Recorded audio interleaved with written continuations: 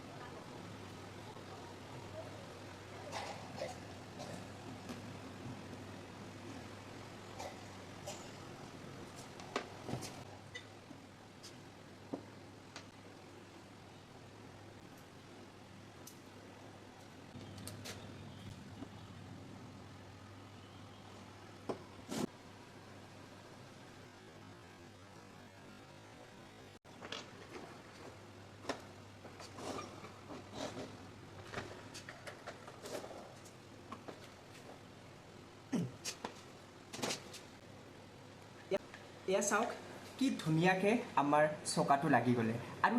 ইমান ধুনীয়াকৈ আৰু ইমান মজবুতকৈ লাগিছে ই আৰু কেতিয়াও নুঘূৰে দৰকাৰ হ'লে ইকেইটা চকা ভাঙি যাব কিন্তু এই চকাটো আৰু কেতিয়াও নাভাঙে কাৰণ আপোনালোকে গমেই পায় আমাৰ এই যিটো আঠা আছে এইটো কিমান পাৱাৰফুল আৰু লগতে যদি এখন এনেকুৱা ধৰণৰ এটা কাপোৰ ইয়াতে দিয়া হয় তেতিয়াহ'লে আৰু ই কেনেকুৱা হাৰ্ড হৈ যায় চ' এইটো চকা এনেকুৱাকৈ ৰিপেয়াৰ কৰা হৈছে ই আৰু কেতিয়াও নাভাঙে